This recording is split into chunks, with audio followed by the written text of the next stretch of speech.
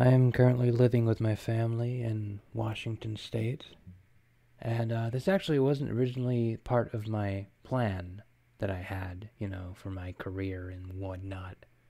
Career, I say in air quotes, because I didn't really have that much of a plan. But I was living in Sacramento in a place called Job Corps, where you basically live there. It's a campus that's paid for by the government that you can just live at, and they give you room and board and food and whatever you need, and you just learn a trade. But after you learn a trade, if you're smart and are able to pass enough tests, you can go to a community college at the same time as living there. And so that was my plan. I was going to go to community college and take the classes necessary to transfer to a real college in order to become an architect. That was my current plan. It was going to be either an architect or an engineer. So I was taking those classes. But then, out of the blue, my mom called me on the phone and said, "We're sorry, but we need you to come down here and get a job. We are struggling financially and we need your help." And so I dropped all of that, all of the community college stuff, went down to, or went up rather, because I was down in Sacramento, so I went up to Washington and immediately started looking for a job. I'm going to tell you about the first job that I found. So, when you look for a job, you just look online at whatever, like Indeed.com or whatever job sites. I don't remember all the names. Craigslist, Indeed, other things. Monster, maybe. And so I found this one job at a recycling factory. So I went to the recycling factory, and the entrance was like up these stairs. Like you walk up the stairs, and then immediately you see like this huge recycling factory. Like you're on the mezzanine of a huge recycling factory.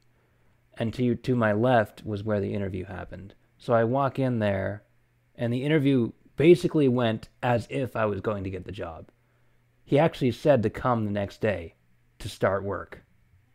That's how quick it was. Like I just had to like watch an educational, like an instructional video on what you're supposed to do, and take like a marijuana test, and then I was good. I got the job immediately, and that is something that I had never experienced before, because every other time that I had ever applied for a job, I'd always, just maybe gotten an interview, and then that was it. No callbacks, no nothing. So this was a new thing to me, just being able to get a job.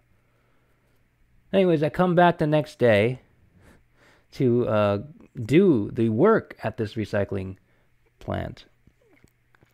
And what you have to do is you have to stand next to this conveyor belt, and along this conveyor belt are a bunch of pieces of recyclable material.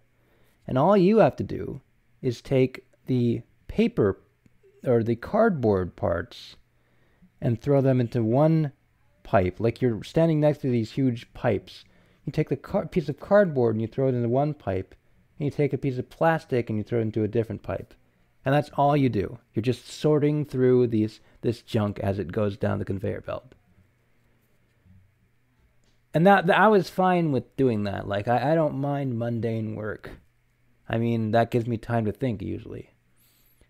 But little did I know that staring at a conveyor belt all day long for 8 hours a day, because when you look at the conveyor belt from far away, it looks like the stuff is moving along pretty slowly.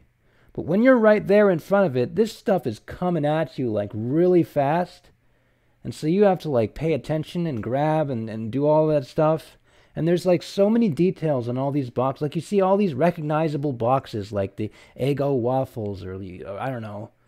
I can't think, like DiGiorno pizza, where you just like see all this recognizable stuff, like Cheerios, or very, very recognizable labels, and like just hundreds and hundreds of them coming at you at once. And what I failed to notice about doing this, because they actually had me try it for like a few minutes the first day before I got the job, to see if I was capable of doing it. What I failed to realize is that looking at all this stuff coming at me on a conveyor belt while sorting through it, and just standing and doing that for 8 hours, gets me extremely motion sick. So I went to work the first day. I worked 8 hours. Actually, we worked more like 5 hours sorting through the stuff on the conveyor belt. And then we eventually went and did other things. But by the time work was over, I was absolutely, completely motion sick. Like I was more motion sick than I had ever been in my life. I remember getting home and telling my mom, "I'm sorry, I can't do that job. It made me sick because she needed money, but I couldn't do the job, and she was okay with that. Just find another job." But yeah, that motion sickness that I had, it lasted for like 3 days. And I think it still has an effect on me because there was a time, like, shortly after that when I was taking a drive with my mom and dad, like, and we were going through mountain roads, those roads that go up and down. And I was actually getting motion sick during that ride, and that never happens to me, right? And then later I went to a theme park and went on this the wooden roller coaster. Usually the wooden roller coaster is the one where you don't get sick because it's just up and down. It doesn't go loop-de-loop and twist around and stuff like that. But I actually got sick on it.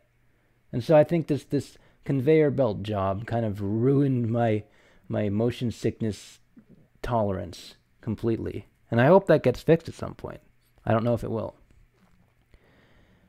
But yeah, that's pretty much my experience working in a recycling plant, in a recycling factory. And that is the end of this episode of the Kokino Podcast. I hope you enjoyed it. I'll see you next time.